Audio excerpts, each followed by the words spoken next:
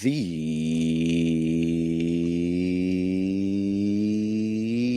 NBA Gambling Podcast on the Sports Gambling Podcast Network is brought to you by Underdog Fantasy. Sign up with promo code NBA SGPN to get a 50% deposit bonus up to $1,000. We're also brought to you by Rhythm. Start crushing college football, NBA, and NFL with a Rhythm. Get your 7-day free trial by going to sportsgamblingpodcast.com/RITHMM. Yes, sir. We are back with another edition of the NBA Gambling Podcast on the Sports Gambling Podcast Network. No me, no the voice, no the guy. It's me, really real, villain real. Terrell Furman Jr. here at your service.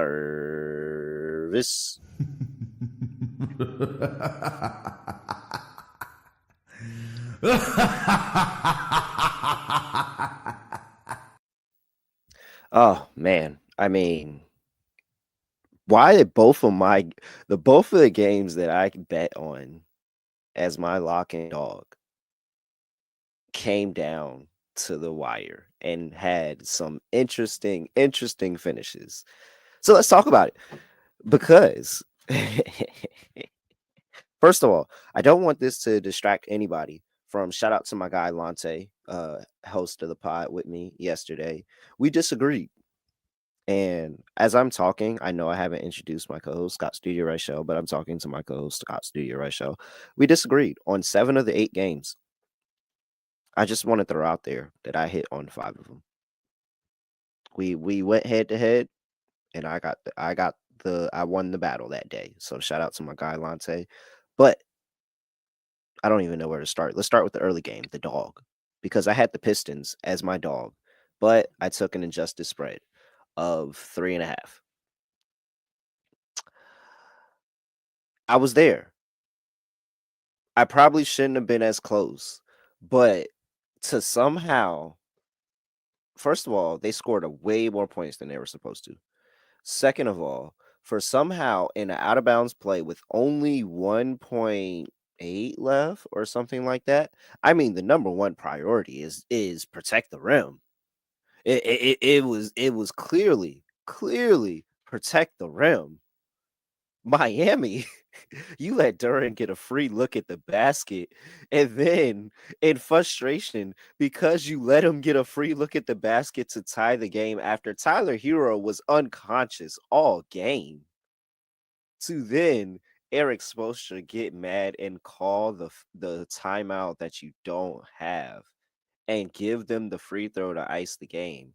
I mean, Eric Spoelstra is so lucky we have footage of him being a good coach, because and then the lock.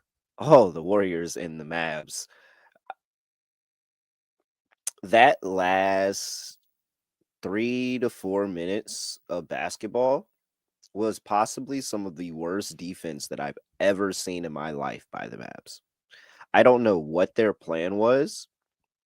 It was I mean, there was a simple game plan, and they both tried to do the same thing. Luka and Kyrie kept trying to switch on to Steph. Not even really Steph, but DeAnthony Melton and Andrew Wiggins literally said no. They fought over every screen, and they stayed on their man. And with that, the Mavs couldn't do anything. Like, Melton locked up Kyrie, and Wiggins locked up Luka. Steph Grimes willingly switched with not only Luka, but Derek Lively and Daniel Gafford in the last 4 minutes, and Steph went on a 12-3 run to end the game by himself. I mean, Warriors laying 2.5. If we were ever in doubt of it, Scott, is that not a fun way to hit a bet? Because there is just no way that you purposely say, hey, I'm Grimes, I'm going to switch with my bigs and Luka, horrible defenders, and just give Steph the game. Scott, I just want you to know, all of our Warriors futures are on the table. We were 100% looking good about this team. I don't want to jinx it, but we're looking good about this team. And I'm telling everybody right now, you have to get down on more Warriors futures, because if people are going to give them wins like this, it's going to be great. Scott Studio Reichel. Scott, what's going on? Scotty, beam me up. Surprise. Yeah, doing pretty well. I had a decent day in the NBA personally. I know last episode I split the lock and dog. I ended up losing with Poole, but I had the Nets to win 1-10 at plus 195 against the Pelicans. Shout out to Willie Green. I don't believe they scored for the final 3 minutes, so nice win there by the Nets. Games yesterday were fun. They were definitely chaotic. The Celtics, what a classic throwback Celtics loss. We were kind of waiting for one of those potentially, and the Hawks ended up getting the job done. No trade, no Bogdanovich, no Hunter. Who cares? Dyson Daniels and Jalen Johnson were willing to carry the load there. I didn't even get to talk about that. It was such a great day in the NBA yesterday. I didn't even get to mention it. It was a great day in general, but it was a classic Celtics loss, and Tatum didn't even have time to miss the shot because they turned the ball over on the inbound. And then they ended up having a forced turnover on the inbound for Atlanta, and then Brown missed the shot at the end. But game was crazy. Dyson Daniels really good. Jalen Johnson really good. I've said this before. I'll say it again. If you still think the Hawks are better with Trey in the lineup than without, I don't know what to tell you. Yo, like, I don't know how you're watching. Yo, they just beat the Celtics. They just beat the Celtics without Trey. I told you. I don't think Trey's a winning basketball player. I've gone on record saying this for a long time. They are better without him, and they looked very good yesterday. So props to the Hawks for getting the job done there. Bad loss for Boston. In the grand scheme of things, who cares? Because Boston will still be probably the 1 seed, and we'll go from there. But I like how they won a title. And we still don't trust them in close games down the stretch. I find that kind of funny, but either way, point is, nice win there for the Hawks. Jalen Johnson. It's because they won every game on the way to the title by like 10, 15 fucking points. Like, the only time they actually came through was when the Pacers just choked down the stretch for a couple games there. But shout out to Jaylen Brown for that three-pointer in the end, but against the Pacers in the corner. But you get what I'm trying to say. Boston is still not a team that I don't trust late. They ended up falling apart again. It is what it is. Nice job by the Hawks. Besides that, though, I want to talk about your team. I thought the Knicks played their best overall defensive game of the season. They were great. I just want everybody to know, Cat has been fucking killing. Cat has been really good. You know what, Scott? Do you remember when I was completely wrong about Jalen Brunson? Yeah, I mean, to be fair, I think everybody was. It wasn't like you were really competing with many people about that at the time. But yes. I might have been wrong about Cat, too. See, I don't know what to think about Cat, because he was great yesterday. I'll give him props there. I'll mention Embiid's corpse in a second. But Cat is still, right now, statistically speaking, the worst rim protector in the entire league.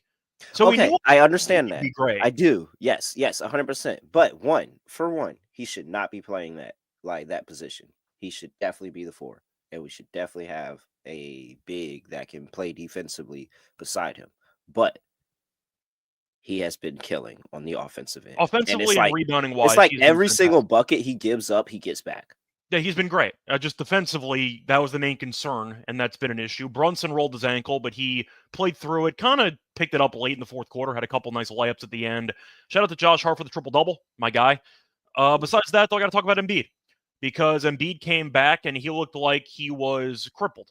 There's really no way around it. It looked like he was forced out into a playoff series on basically one leg and was told, please help us in the situation. It's a serious problem. And it makes it worse because the Sixers just extended him. Like, they just gave him a massive contract extension. He can't move. So I get the understanding that Embiid was going to pace himself this entire season. He's not going to play back-to-backs. I'll mention that later in the episode because the Sixers play again today. But just watching Embiid play, he was jacking up threes. He had no burst. He still had enough energy to flop on the floor a couple times for Embiid for some free throws. But what do you go, 2 for 11? Like, he was 2 for 11. There was a situation when they were on the, I'd say, right side, and you ended up seeing a little bit of like a half screen going. And Embiid just ran into McBride and then flopped on the floor. And I'm like, you have enough energy to draw that call, but you don't have enough energy to actually attack the basket. All right, cool. So Embiid was still foul baiting despite not being able to move. He looked awful. And I have to at least ask about the concern level for Philly because you rushed Embiid back potentially. It looks like they did because Embiid looked like he was at 30% yesterday. He couldn't move. So, like, what's the concern level right now? Because the Sixers are what, 2-7, 2-8? Like, this team's got serious problems, and they just paid him a lot of money. Am I overreacting here? Because that was a pretty concerning spot for your first game of the season. You looked that unhealthy. That's a serious mean, problem. yeah, that's the question for the 76ers. I feel like it's been for a while, despite who they have. It's just, are they going to be healthy? And that was the handicap on the season. We just said, all right, we've had enough. They're not going to be healthy. We don't know what's going to happen, but something's going to fucking happen, and they're not going to be healthy. And now look at it. Tyrese Maxey is on the shelf. Before the season even started, it put Paul George down, and then Embiid just like, oh, put the fries in the bag, man. Just put the fries in the And bag. I understand, once again, Embiid, when he's Bag. healthy, is still a serious threat to, of course, drop 40 in any given game, and he was an MVP favorite last year before he got injured. I get it. But when that's your first game back, it's one thing if you're just looking rusty, you still have some energy, you brick some shots, whatever. He couldn't move. I Like, don't know he had why a they hard forced time it. going up and down the court. That was a serious problem. And it wasn't like fatigue. It was, my legs aren't working properly. Is that a fair assessment? Because it looked like he was cooked. It looked like he was towards the end of the season, and he just played his first game. Yeah, That's extremely concerning if you're a Sixers fan. good thing I'm not. Yeah, neither Shout am out I. to Cat, I'm just man. throwing it out there. Shout out to But Cat. 21's 13 and 6. he was great. 30 I and thought Bridges had a 9. nice stretch there in the third quarter. I thought he played well when Brunson started the half on the bench. I thought he did a good job there filling in. Bridges had some moments. Hart was great. Anunoby had a bunch of dunks at the rim. I thought he played well. Miami's in a. I'll put it this way. Christian saying that the Sixers should blow up the team. They can't, because they just paid Embiid a bunch of money. If they were going to blow it up, they should have done it already, and they shouldn't have brought Embiid back. That's seriously the concern. I've said it before. I don't think Embiid can be the number one player on a title team because you can't trust him physically. Not to mention the playoff issues in the past, usually physically related, but he's never made a conference finals. He can't be the best player on a potential title team. It is what it is. So you're talking about the Sixers. I got to talk about Miami, because we've seen these two teams be talked about Wait. as favorites in the Eastern Conference for years. Miami at least got to the finish line. They got to the finals a couple times. They need to blow it up too. I know Butler didn't play. What are we doing? Like, Miami's keeping the band together like they're Milwaukee, and the team's not any good. We get it. You had a nice window. You made it to the finals a couple times. You lost in the finals twice. Can you, try to move on? Can you at least try to, start from scratch, kinda? What are we doing if you're Miami right now? You're going to fight for a play-in spot and just hope you can miraculously catch lightning in a bottle again? What are we doing? Am I wrong about that? I know Butler didn't play yesterday, but it feels like Miami should have blown it up 2-3 years ago. They have the same problem as the 76ers. They just get hurt. Let's talk about somebody that actually matters, which is Cat, who is coming off of 3 straight 30-point games and then just gave you 21 and 13. That pass to Hart, by the way, from under the basket, and followed by the behind the head pass to Bridges for that layup. Cat's got some passing game. I didn't know he had that in his game. The assist totals are 6, 0, 5, 1, 0, 7. He has those games. Jesus Christ, Cat. These numbers are actually kind of astronomical for you to be doing He's this. been great. But, Wow. if I'm going through the rest of the overall games that kind of took Yeah, place, none I can of spend the too much other time. ones really matter. But Nice win by the Warriors. I think Luka had Suns, 0 points in the fourth quarter. So that's not good. Curry did Curry things. I'm not going to go as far as you are in Golden State. I have their win total for a decent amount. I still like the win total. I like them to win the division. No, defensively, that they got that game. And I'm sorry, we're going to get to the picks in just a second. But that game really just emphasized that everybody in Golden State, when healthy, does their job, and they're always going to be good. Because It was in a the last vintage Golden 5 State minutes of the type win. game, you had Steph completely take the game over offensively and pull them through it. And despite the lack of any effort on defense, he straight up just took the big shots and won the game. Draymond stepped up defensively, had a huge block at the end of the game. Wiggs stepped up defensively, locked up Luka. Even Steph stepped up defensively and got a turnover on Luka in a possession. The matchup that they Draymond actually block wanted. on Gafford, by the way, was disgusting. What a block by Draymond. Yeah, and the stare down and everything. Everybody played their role and they won the game. That is exactly what This team Warriors is very, basketball very looks deep. like. You're looking at the bench unit, and they got Looney, they got Pajemski, they have a lot of guys. Melton's been good for them. They're very talented. I wouldn't pick them to win the West. Back and being healthy is the thing that puts them over the top. The fact that they have a lockdown defender, the fact that they have a lockdown defender that can play really well, still shoot the three, playing alongside of Steph in the starting lineup. And then they can bring Gary Payton Jr. and Buddy Hield off of the bench as your 6 and 7 with Looney to still have a backup big. Not to mention Kuminga is Kuminga is 6, but still, not to mention you still have Kuminga and Podziemski and Moody on the bench. They're one of the deepest teams in the league. Like, they have a lot of depth, but this team. And now they had all of last season. That was really that trial and error season with a lot of those pieces, putting them together.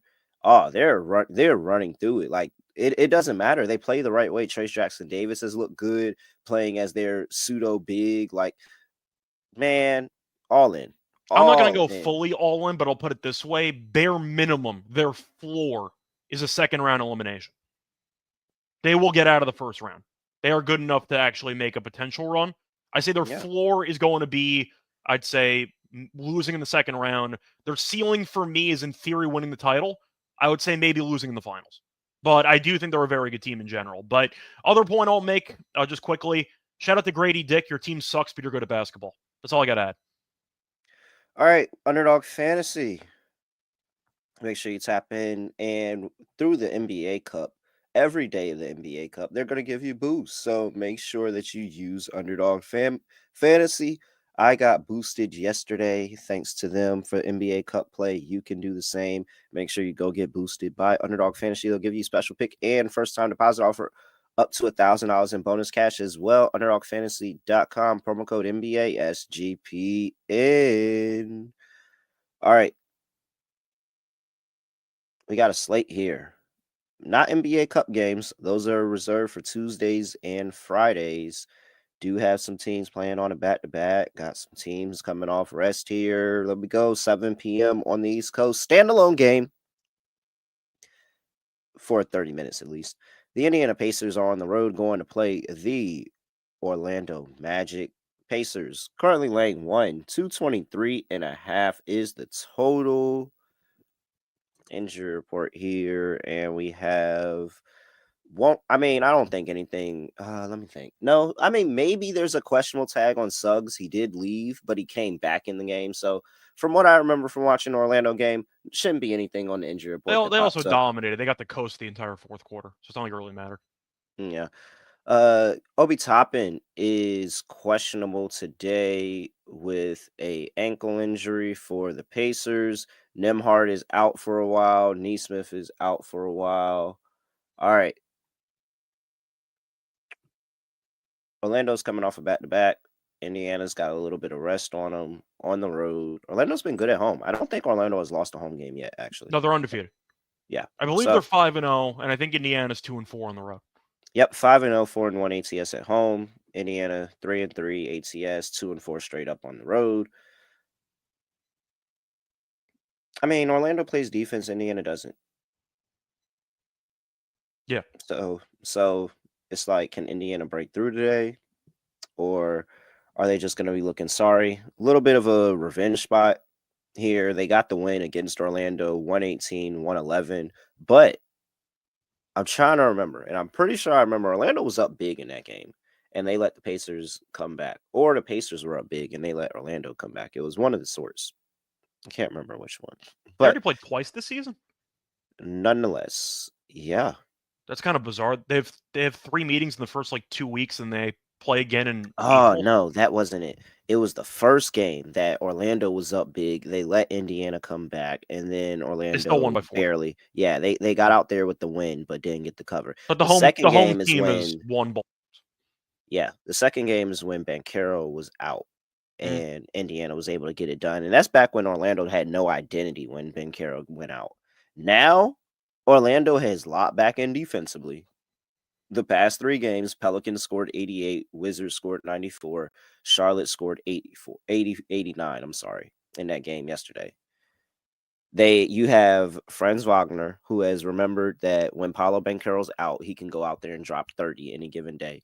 He was killing. He was killing Charlotte. And by the way, Charlotte, maybe guard the guy that has 20 plus points in the third quarter on a 3-point shot when you're down 5 and you're fighting to battle back in the game. Maybe just playing him a little bit closer I mean, I guess Brandon Miller was playing okay defense, but like maybe play him a little bit closer. I don't know. This Magic team is really, really rolling right now, and I just don't trust Indiana to get stops when they need to get stops. I think I'm rolling with the Magic at home here. What are you doing?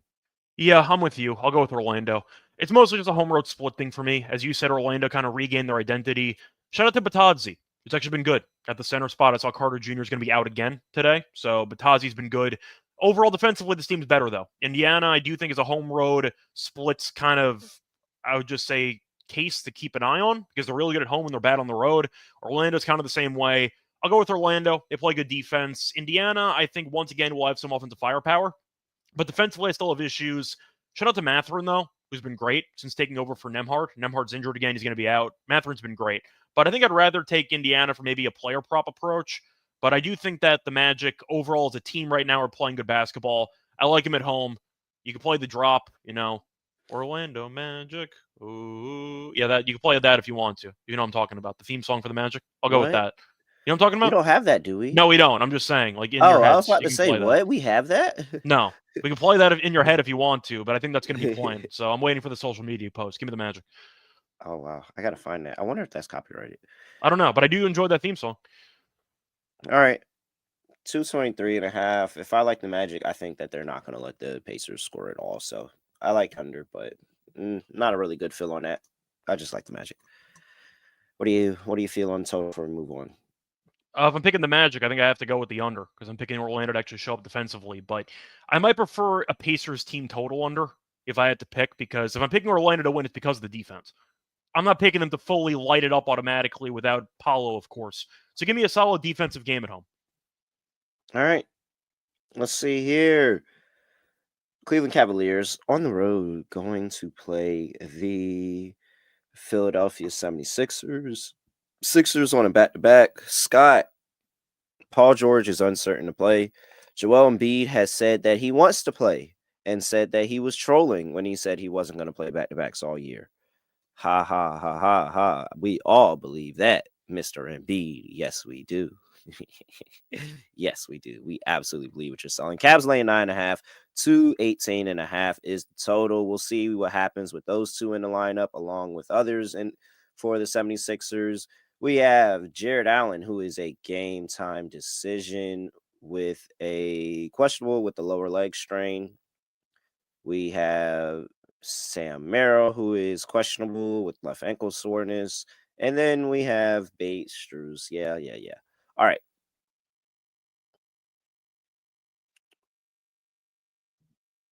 The Cavs have been Cleveland. winning but not covering. That's really the tricky part because they've been keeping games close against bad teams and then eventually winning. Mitchell had a great game against the Bulls. I liked him for 30 plus. He had 36.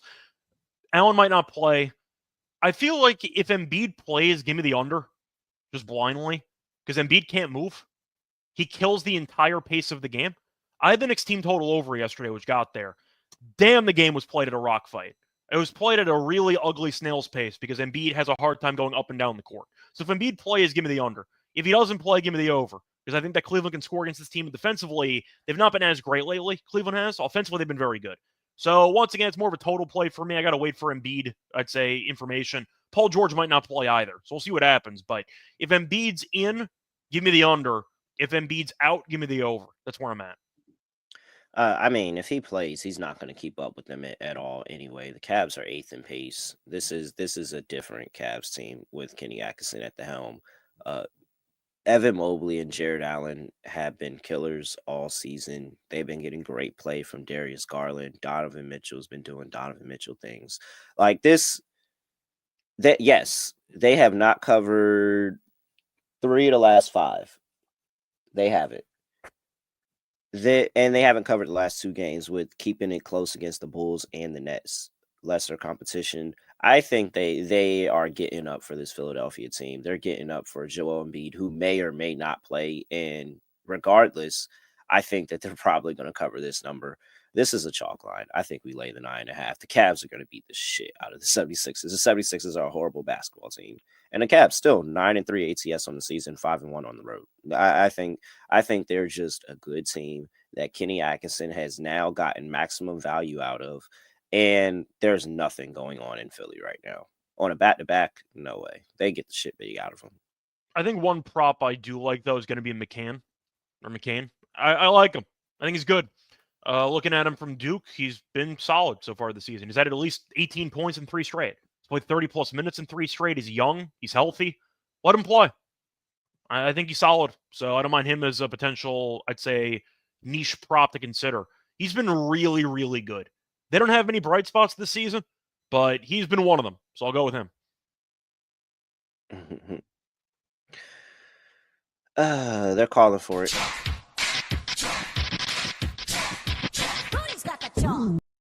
Yeah. Little quick play. Not gonna let that play all the way out, but little quick play because Philadelphia sucks.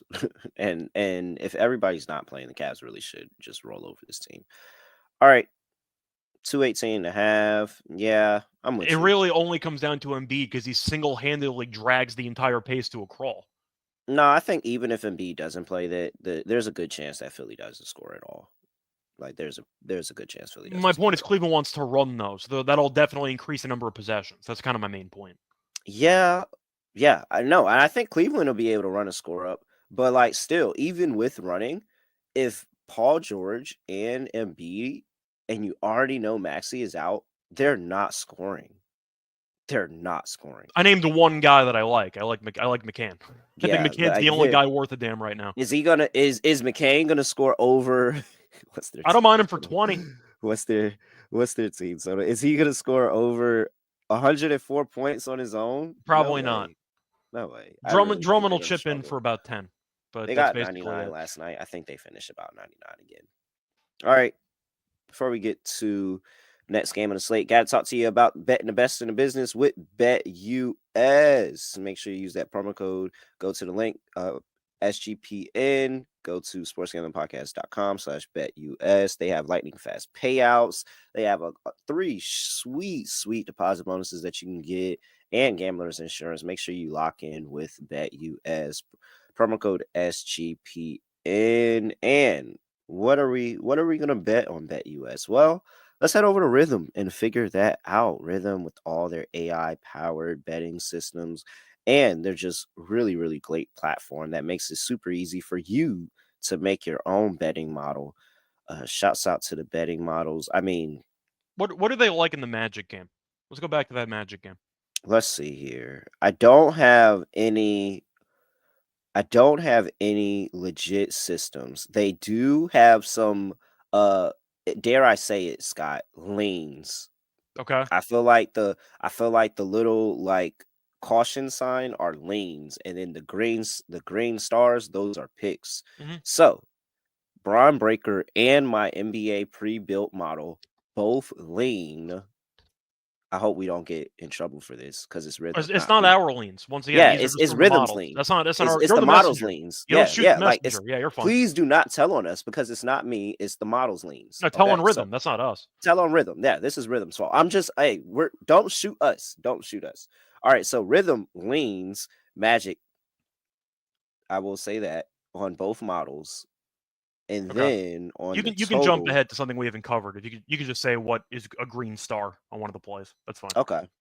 No, but I'm glad that you that was a very, very good question. Very, very good question on where we leaned at in these games. Let's see here. What's something good? I want something good. Let's see. Ooh. Oh wait, no, that's tomorrow. Or no, that's Friday. Man, my models, I'm gonna just tell you, Scott, my models love the Magic. Like it feels like every time I look up here, the Magic are always up here. Maybe it's the Magic at home, but they love Magic models. Let's see here. What do we have that Rhythm wants to? Hey, no, I don't like that one. No, but I do like this one. Braun Breaker and my Rhythm model do like the under 223.5 in the Pelicans and Thunder game. They do. I agree because I don't know if the Pelicans are a real basketball team are going to be able to play defense. So there we go. And did you see how long it took me to find a play? Because Rhythm has that many plays. I had to search around and give out the one that I wanted to give out to you. So make sure that you lock in with Rhythm and you get all of those extra plays, all of that for free go start a 7-day free trial by going to sportsgamblingpodcast.com/rhythm. That's sportsgamblingpodcast.com/RITHMM.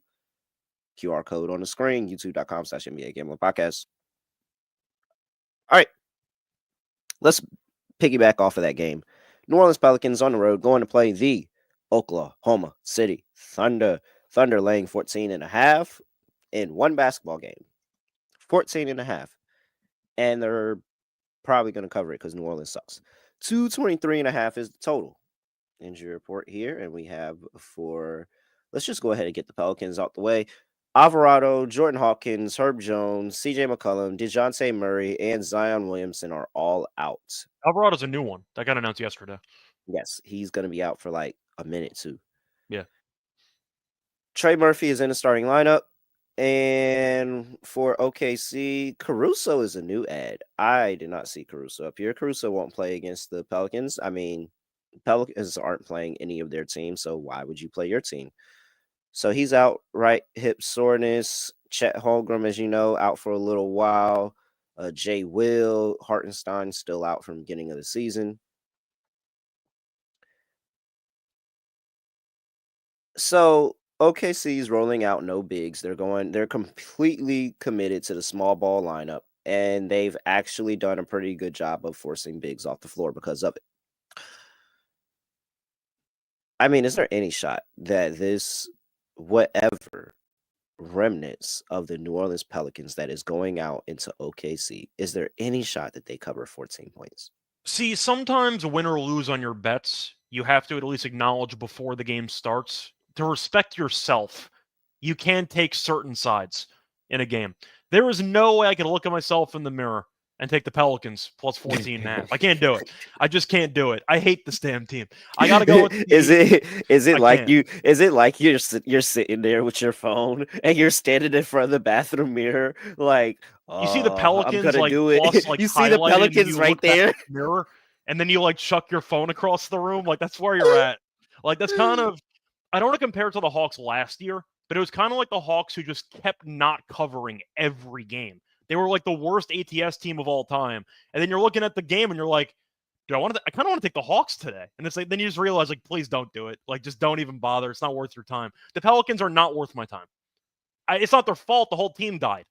On a separate note, you should probably fire the team trainer. But anyway, point is, I got to go with Oklahoma City. Shea's off a 45 piece. Yes, Zubac had a monster game. Yes, they blew a massive lead. The Clippers made it interesting. But the point is, the Pelicans don't have a center either. So it's not like they're going to be that big of a mismatch for the centers. You have Missy and I guess a little bit of Tice. But, I mean, Zubac is an actual NBA center who can actually give you like 20 and 15 on a given game or like in a certain spot. The Pelicans don't have that. So without the, I'd say, big man that you could just dump it down low to and expect 25 points, I don't know how New Orleans is going to score in this game. Ingram had a good game against the Nets. They didn't score for the final 3+ minutes of regulation. They lost. They got Brandon Boston, who was mostly I don't want to call him a scrub, but he never played. He was a bench warmer for the Clippers for about 4 years, and now he's finally getting minutes. He's fine, but they don't have any bodies. And the Thunder are the Thunder. Now, Caruso's not going to play. That got announced a couple minutes ago. The last time I saw Ingram play against this team, Dort had him in jail. So I don't trust this team to score. Yeah. I'm going with the Thunder. I don't have a choice. Oh man, yeah, he had him in hell in that. That was an entire series of hell, by the way. Ingram was a complete non-factor. It was so bad he was in every trade machine after the series. They just thought he was a foregone conclusion he was going to get traded. That's how badly Dort owned him in that series. I gotta go with Oklahoma City. Yeah, I could sell myself on a revenge angle of getting embarrassed in that playoff series because that was embarrassing. But like, they just don't have the bodies to actually back up the revenge angle. Is it a revenge angle? If this all is the not the players Grizzlies. I was going to say, is it a revenge angle though? If all the players getting starter minutes didn't start in the playoff series? Yeah, Does that count? like. I mean, maybe, and I don't think BI is going to step up. I don't know. Maybe he gets the better of Dort today, but good luck. I can't compare this team to the Grizzlies last year because the Grizzlies were covering. They were trying. At least they put together good efforts. I've seen the Pelicans roll over constantly, healthy or not healthy. They're just horrible. Yeah, they're horrible. This isn't the Grizzlies. The Grizzlies. I do agree about the under though. The under I agree with. Yes, they might. But I got to play it by the way because it's 14 now.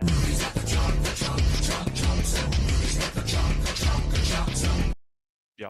That's actually potential for being a lock. Like, it is a potential. I lay 14.5 today. Let's see how the rest of the slate goes. Chicago Bulls are on the road going to play the New York Knicks. Knicks are laying 8.5 here. 231.5 is the total. Injury report here, and we have can't really tell anything about the New York Knicks. We'll see what happens with Brunson. He played, but could be feeling worse the next day. You know how ankle sprains go, all that. I'm surprised he's not even questionable. I figured he would be minimum questionable right now. Still a little early. Yeah, it is early, but so Josh Giddey, Kobe White, Patrick Williams, Vucevic, all expected to be in the starting lineup for the Bulls. Zach LaVine's questionable. Sanogo's questionable. What's that? Jalen Smith is questionable, and yeah, no Lonzo. Well, the Knicks are going to score points. The Knicks are going to score points. That is what I'm pretty guaranteed that I'm sure is going to happen. The Knicks are going to score points. It's just, are the Knicks going to is Chicago going to go at Cat and go at the Knicks on the interior and end up putting up their own amount of points? Yeah, I think so. I was going to say something that I have been doing for this show when I set up the actual stream the night before. I do compile all the banners so I can remember what the actual lines are. It kind of helps me mentally keep track of line moves in my head overnight. Total went up 5 points. It did. It was at 227. I agree with it. I had 226.5 when I wrote it down. I agree with the over in this game. I know it's a back-to-back. The Knicks had one great defensive game, partly because Embiid couldn't move. If I'm just being fully honest, it is what it is. But I think you're looking at a spot where the Knicks offensively have still been very good. Brunson will see if he's healthy or not, but Cat's been great. We know Vucevic gives you no rim protection at all. The Bulls aren't good, but at least they can score. They've put up some big totals so far this season. I like the over in this game. I agree. I think I would lean to I think I'll go with the Bulls plus 8.5. I'm probably not going to bet it, but I can't use that word because somebody will shoot me. So I'll go with the Bulls, but I'm probably not going to bet it. I just think that it's not the best spot for the Knicks. You could argue that once again, it was a game where Philly was definitely shorthanded and Embiid turned out to be a shell of himself. But it was a rematch of that war he had in the first round. It was an emotional get-up spot. It was a physical game. It definitely seemed like it was a grind at times. And now you play again on a back-to-back. It's really not the best scheduling spot. It's really just not. I personally would go with the Bulls plus the points, but I prefer the over. Maybe Bulls team total over, and you dare the Knicks to show up defensively again for the second straight game. But I'm just going to go with the over in this one as my main thought. I'll go with the Bulls for the side if I had to pick a side, but it's mostly because I don't want to pick the Knicks on a back-to-back after that type of physical grind with travel, and Brunson might not play. So that's where I'm at. They got you, Scott. I changed. I got rid of it quickly. I took the lean back. Oh man, the War Orleans is actually like really, really funny. Okay, man, Chicago is just a different beast, man. They really are. Like, they get up for the weirdest spots, the weirdest fucking spots. They just randomly get up, and then they be horrible enough of the other times. Aren't most of Knicks Bulls games the last couple of years kind of similar, where it's an absolute war and the Knicks blow them out in the fourth quarter? Isn't that usually how it goes? 3 of 5 the last 5 games. Yes, a couple of games that they ran away with here in the fourth quarter. That's what I remember from last year. It was a lot of close games, and the Knicks just outplayed them down the stretch. That last game of the year too, I remember that. Mm-hmm. Knicks had no business. The Knicks didn't even need to win that game, I don't think. So yeah, if I had to pick a side, just give me the Knicks. I like how the Knicks are playing basketball, and I just think Chicago's unserious. And if Chicago doesn't attack the inside of the paint, then the Knicks are going to smother them defensively. But I think Knicks team total is the way to go. Do you think they're actually going to smother them defensively? Because they had one great game, but overall, the Knicks have really not been that great defensively this season. Yeah. I think they match up really well. Like, I think all their length and all of that, like, you really have Brunson and Towns but Obi, Hart, and Bridges have been playing really, really solid. I think that, unless you go at the weak points, which a lot of people don't do, and I don't understand why not, the Knicks are able to stop you from scoring. Like, I think the only teams that really, really end up scoring on them are teams whose offenses are just always great. Like, you always know that Atlanta's getting up for them. You always know that the Pacers are gonna put up a certain amount of points, and they're getting up for the Knicks as well. I mean, maybe this Bulls team getting up. I don't know. I don't like this Bulls team. By the way, separate note, Elliot, I truly don't care if you're here or not. Just, I really don't care. Like, you could leave. It's fine. Like, it's not the end of the world. I don't really care one way or another if you stay or not. So, enjoy. Yeah. Yeah, what you mean? That we don't what? We don't win. I just hit the Warriors. And it was a great sweat. Get out of here. All right. Let's see here. He done threw me off. All right, I'm done with this game. The Boston Celtics, however, are coming off of a loss to the to the Atlanta Hawks. They're on the road playing the Brooklyn Nets. Boston's laying 8.5. 217.5 is the total. Injury report here, and we have Springer is questionable. Porzingis is out as always. Dorian Finney-Smith is questionable. Bogdanovich, Sharp, Watford, as always, out. Scott, I mean, I just don't understand. Like, what is Boston blacklisted again? Are you laying 8.5? Like, this was such an easy question at the beginning of the year, and now I think there's some pause that you gotta have having it. Are you laying 8.5 with the Boston Celtics against the Brooklyn Nets? Well, the Nets also made it close. They faced off against each other this season already in Boston, and that game went to overtime, which the Celtics eventually ended up winning. It's a really tricky game because the Celtics, you don't really know what the hell happened yesterday. It was a classic Celtics collapse in the second half, which we've seen time and time again under Missoula, especially against the Hawks, coincidentally. But the Nets have been feisty. Like, they've been good. It is what it is. Now, the Celtics, could argue, will get up for this game because they lost one that they probably shouldn't have.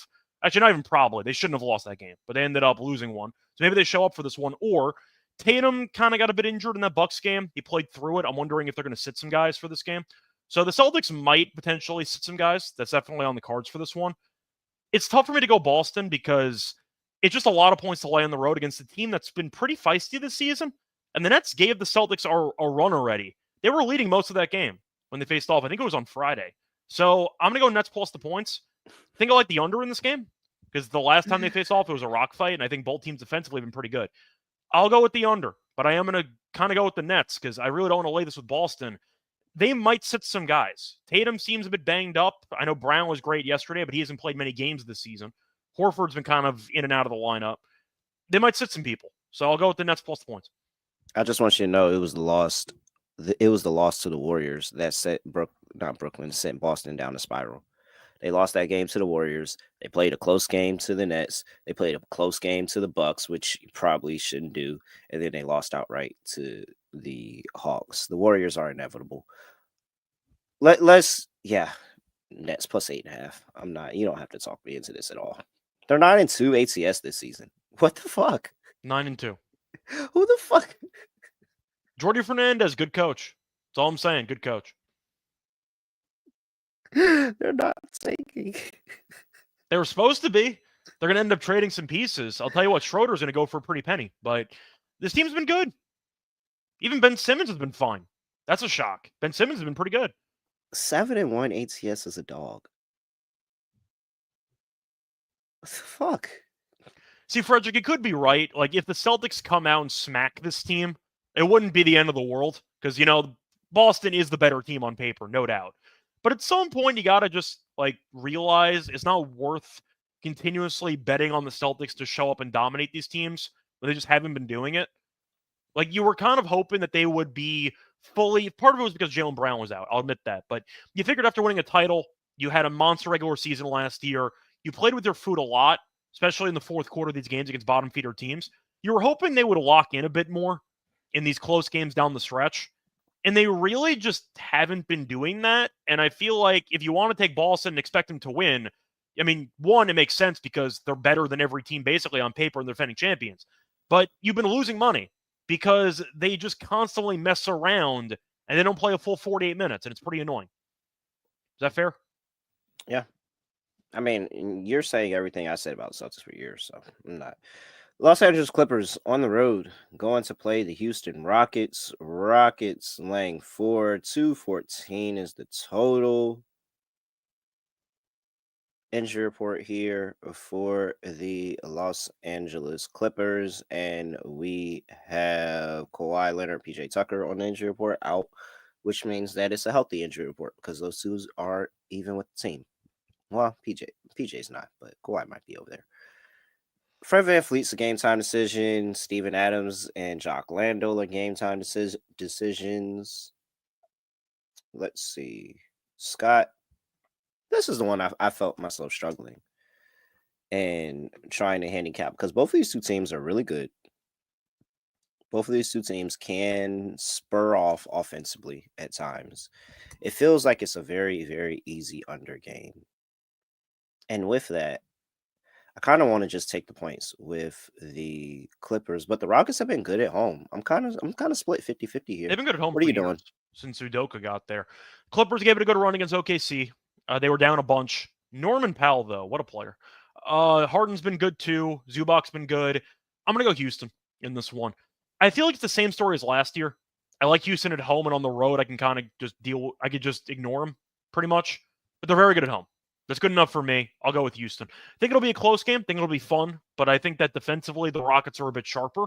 And I do think if they can throw different looks at Harden, whether it's Dylan Brooks or not, the point is they might throw some different bodies at Harden. If they can somewhat slow him down, I like their chances anyway. You still got Şengün. You still have Jalen Green. You have a couple sources of offense. I think the Rockets are better defensively. So I'll go with Houston. It's not going to be easy, though. I think it's going to be, once again, a sweat for most of the game. But I see Houston eventually winning by like 7. I'll disagree for the sake of disagreeing because the Clippers are also way better at defending offensive rebounding. Both teams are really good, top 5 in offensive rebounds, but the Clippers are consistently better of not allowing offensive rebounds by anybody. And I think those extra possessions and those opportunities are going to be the difference. I think this is going to be a close game. Like, you're probably going to get a 1-10 margin on either team here by whoever gets it. So, yeah, I like Houston 1-10. I think that's a play that I'm tempted by. Yeah, and I would take Clippers 1-10. All right, that's what I should have did with the fucking not Pelicans, with the fucking Pistons, man. Really, I did it with the Nets against the Pelicans. It worked out. I like the 1-10 prop. Yeah, I've now learned my lesson. I'm no longer doing the alt spreads. I'm doing the 1-10s. Well, because most of the time, if you get a spread that's like, let's just say between 2.5 and like 5 or like 4.5, you're not picking them to win by 20. Like usually you're like, all right, it'll be close for a bit. Then you're hoping your team ends up on the right side. Usually it's going to be within that 1-10 range, and you buy yourself some leeway because 10 will get you out of that free throw range. You don't have to worry about those garbage time 3-pointers before the clock runs out. That'll sabotage you. I like the 1-10 market. It's also like plus 190 every time. Yeah. Yeah, I really folded. I should have had Pistons 1-10 on my slip yesterday. I'm really annoyed. Why did I alt it? All right. 214. I say under. But yeah. I think I'm going to agree with you, but the total's not something I'm going to actually play. I do want to ask, though, is Norman Powell too good to be in the most improved player conversation? Wait, you said what? Is Norman Powell too good to be in the most improved player conversation? I don't think so. He's a hell of a player. I think, yeah. Like, I mean, we knew he would. Like, there's everybody in the league can hoop.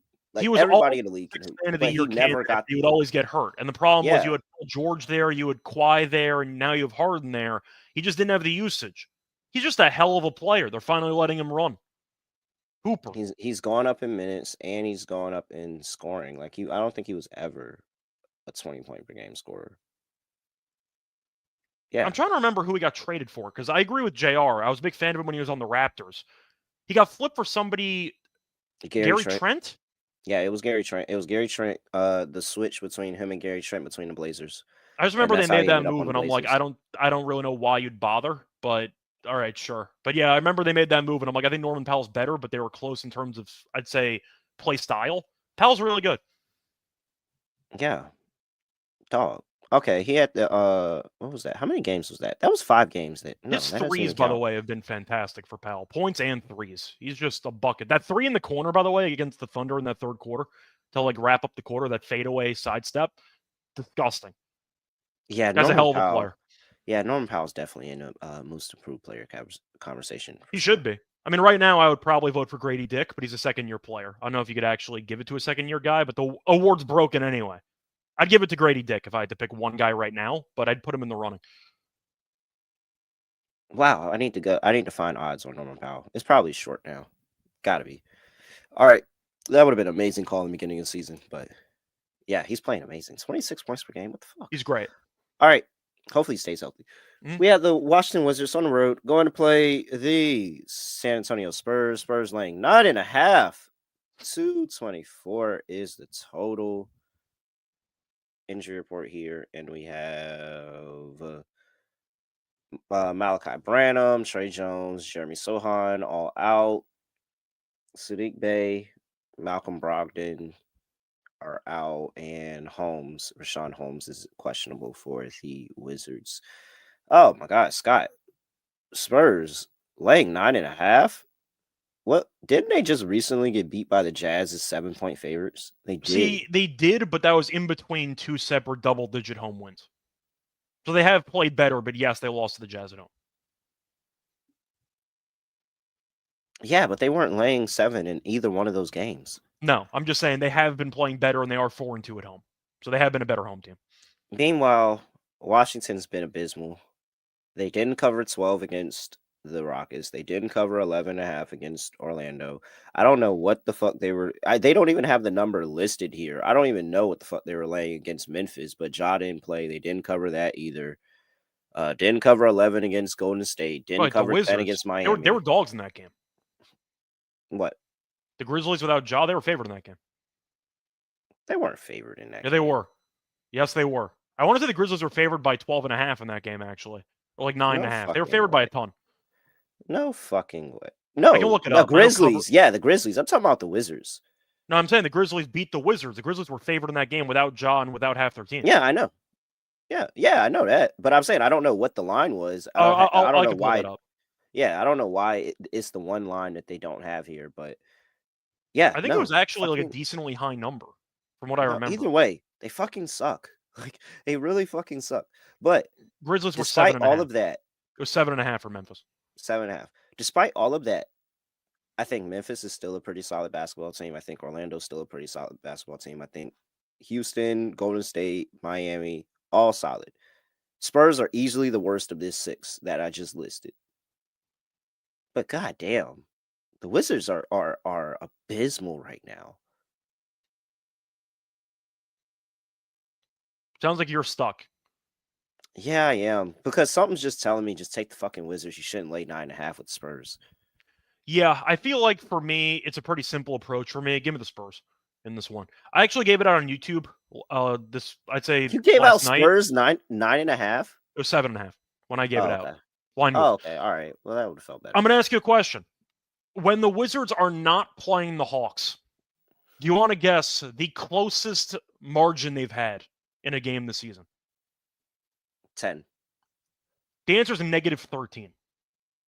They've lost every game besides the Hawks, which they won back-to-back games with. They've lost every game by 13-plus points. Really? During the offseason, I said when we were talking about tanking teams, I was on the Mothership show, I said this on this show as well. The Nets were viewed as being the ultimate tanking team. And I said they're not going to be the worst team in the league. This team right here is going to win about 13 games. They already got 2 against the Hawks. They are atrocious. They are tanking before the season even started. They are useless. Give me San Antonio. For me, it's simple. Until the Wizards lose a game by less than 13 points, I'm going to lay 9.5. The Spurs at least show some pride defensively. They're a top 10 defense in the league, actually. They're number 8 in rebounding. They just can't fucking score. They're number 8 in rebounding, and the Wizards are dead last. So it's a great matchup for Wemby in general. But I'm going San Antonio. They're good at home, and I think that defensively they can bring it. The Wizards are terrible. This team, once again, might win like 13 games.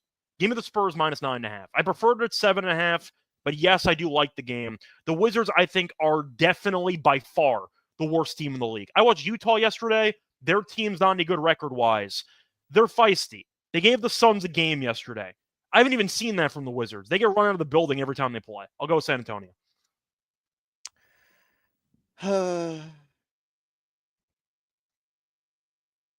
Yeah, I'll take San Antonio. Washington is horrible, but I will admit I don't fucking like it at all. But Washington's good enough to let San Antonio score. And You gotta define good enough. That's all I'm saying. You gotta define good enough because they're rock bottom. They are rock bottom in this league. I don't know what good enough even means. Yeah, they're well, bad enough. I guess they're bad enough to let them score. But Robert, to answer your question 1 to 10, I know for a fact FanDuel does. I think DraftKings goes by 5, which is pretty annoying. But DraftKings, I know FanDuel for a fact has 1 to 10. If you're looking for win-wins. Aaron asked it. Are you still riding with Vassell? He had 21 in his first game back. I just want you to know. I watched it. First game back, 21 points. 21 fucking points. Of course, I'm still riding with Vassell.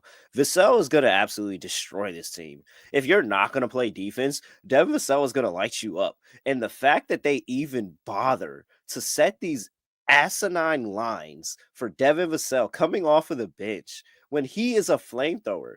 Oh, Devin Vassell's going for 20 against the Wizards tonight. Just go ahead and take that to the bank and smoke it.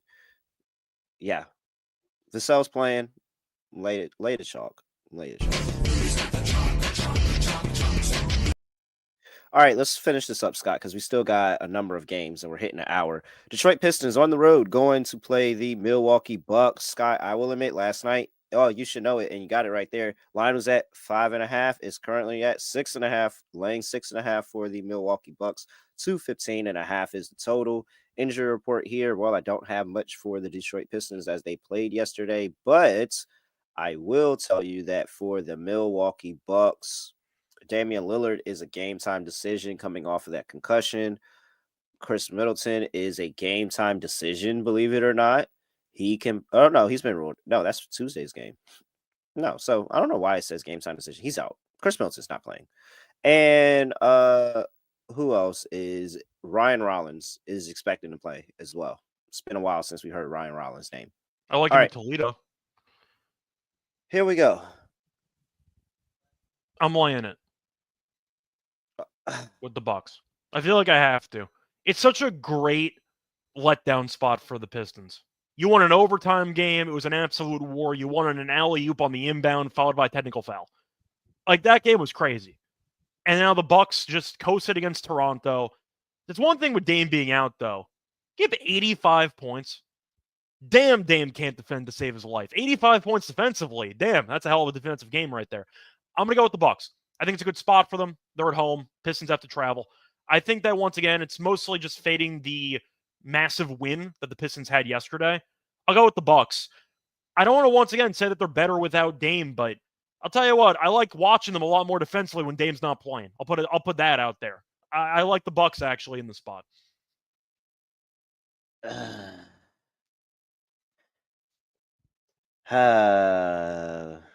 You said you wanted to go quick, so I'm trying to rapid fire these. I know. I'm sorry. I can't fucking do it, man. I don't think the Bucks are. I still don't think the Bucks are good. And Detroit, I wish this was more. Detroit always plays them tough. Like they've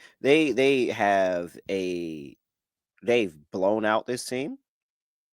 They have gone in there, gotten blown out by the Bucks, but they've also gone in there and they've had some really, really close games. Maybe, I guess those games still would have covered this spread. They were catching a lot more points there, but I just think this. Bag. It feels like they play a couple times a year. Some of them are close, and Milwaukee kills them in some of them. It feels like it's kind of a mixed bag.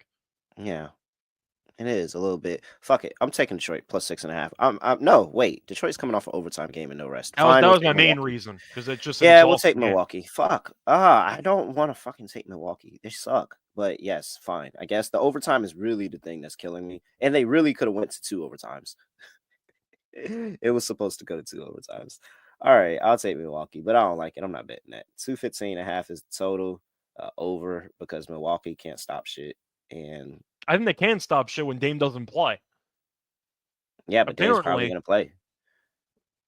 I mean, for this sake, I hope he doesn't, but we'll see what happens. All right, if Dame does play, give me the Pistons team total over. But I'm telling you, this Bucks team defensively looks actually pretty good when Dame doesn't play. Yeah, but they say he's going to play. I see him questionable, so I don't know. All right.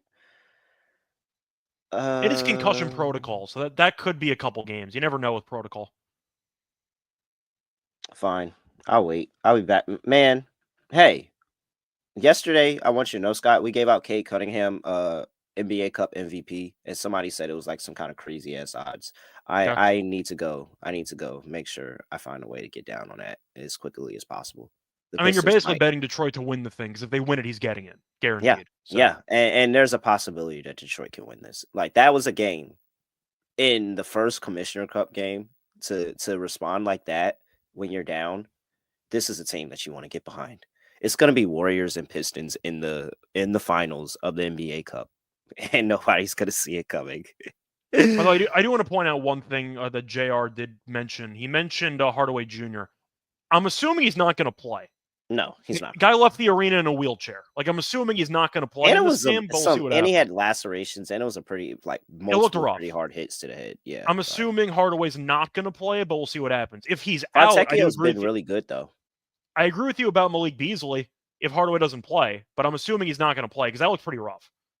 He was in a full wheelchair. I'm assuming he's not going to play. Minnesota Timberwolves on the road going to play the Portland Trail Blazers. Scott, I think I have a lock for you. Minnesota's 9 here. 220.5 is the total. They both played yesterday in Portland, and Portland beat the crap out of them. Yo, they shot 18 threes and shot. No, I'm sorry. They hit 18 threes and shot 50% from 3. Shout out to the Time Lord, by the way. Great off the bench yesterday. What do you have, 18 and 9? Good for Robert Williams. Robert Williams doesn't have 18 and 9 off the bench again. Fucking DeAndre Ayton knew he didn't take basketball serious and decided he wasn't going to play. And I liked Klingen. I liked Klingen a lot. I thought he looked good yesterday. Yeah, I mean, I don't know how they don't just cut bait with DeAndre Ayton right now. I mean, this feels like a Devontae Adams situation where DeAndre Ayton just stopped coming. But nonetheless, this is it. The Timberwolves are about to come back and beat the shit out of them. You're going to get a better game out of Julius Randle. You're going to see Ant continue to do Ant things and take this game over. I think he's still in the 30 points per game spectrum. I think that Portland is not going to hit. They shot 50% for the game and 50% from 3. Mindful, the Timberwolves shot 50% from the field as well, but the Trailblazers hit 18 threes at a 50% clip. Like, what are you supposed to do about that at one point? I think the Trailblazers come back down to earth in game 2. I think that there's adjustments made by Chris Finch. This is the lock. This is the lock. This is the game that Minnesota comes back and beats the shit out of this team. For their sake, they better win this damn game. I'll just throw that out there first. They better win this damn game. That was embarrassing what happened yesterday. However, with Portland, I know that they're all NBA players. Every now and then, no matter how bad your team is, you have yourself a game where things click. And you just find yourself winning because, you're professionals and you hit enough shots from the outside. Having said that, without Ayton in the lineup, I actually really like the front court. I think Klinging and Robert Williams are really good. I think that they give you a solid defensive presence. I thought that they patrolled the paint well. Sharp, I thought, was very good. Simons didn't even really do anything in the game. I think he left early. They still look good. I thought even Scoot looked pretty good, which is saying a lot because he's had kind of a mess of a career so far. This might be my 1-10 game. I don't think I want to lay this in Minnesota. I get your argument. They need to get up for this game after what happened yesterday. But watching Ant and Randall together and Gobert, whatever the hell he's doing, he did nothing yesterday. I'm not really interested in laying basically 10 points with this team. I'd rather pick him to win, but win close. Minnesota 1-10. I'll go with that, but I'll tell you right now, though, without Ayton, with Robert Williams and Klingen, I really like what I saw. I thought defensively they were great. I'll go with Portland to keep this game close. Minnesota 1-10.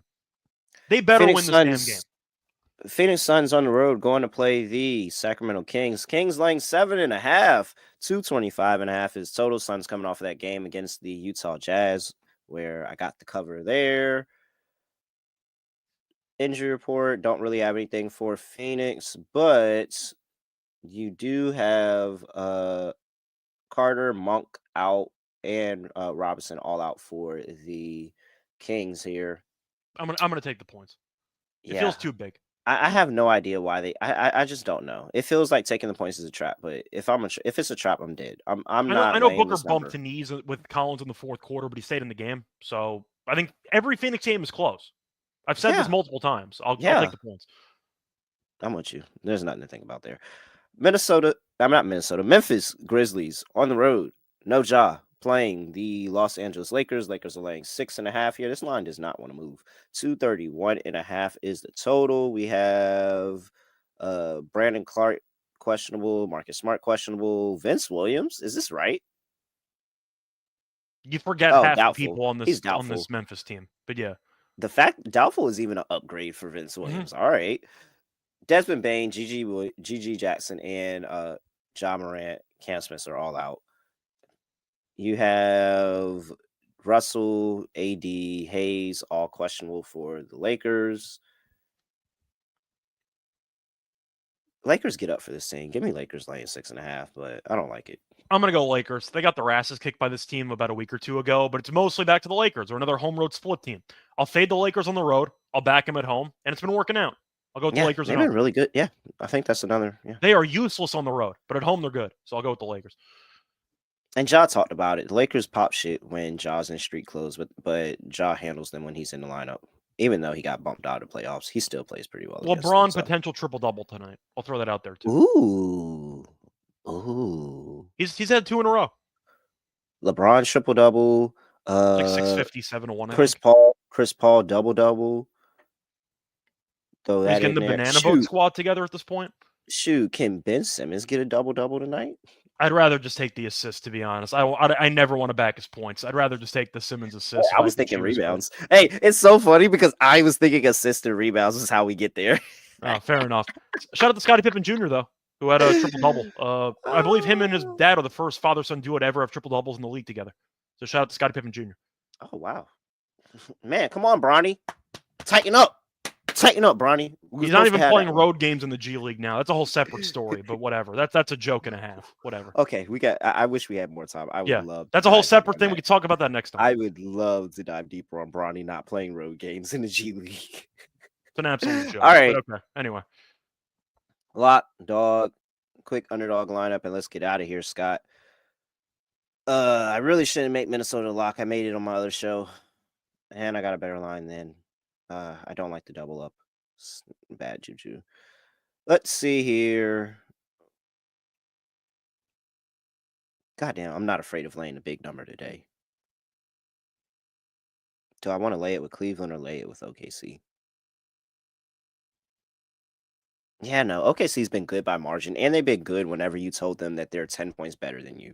They've covered that by margin. I think 75% on the season, 3-1. I'm gonna back it again. New Orleans is just fucking horrible. Give me OKC laying 14.5.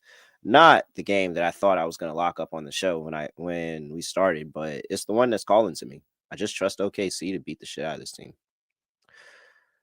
For my dog.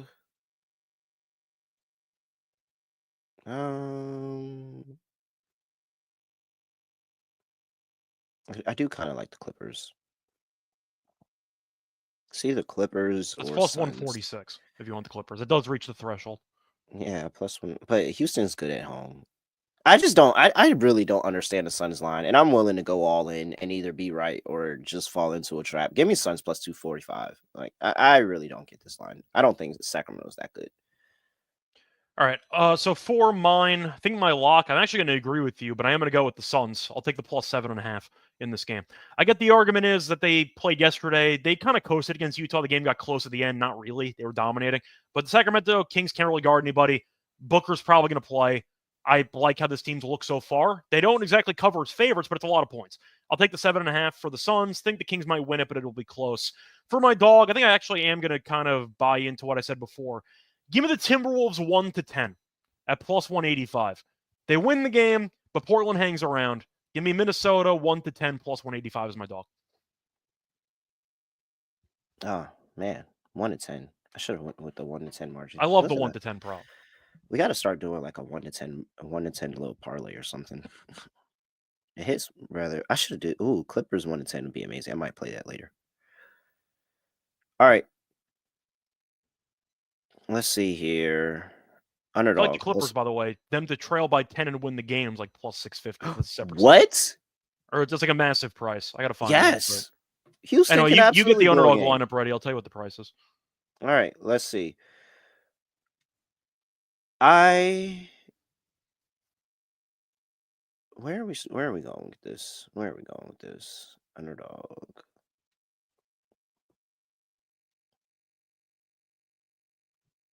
I do like your LeBron James angle today.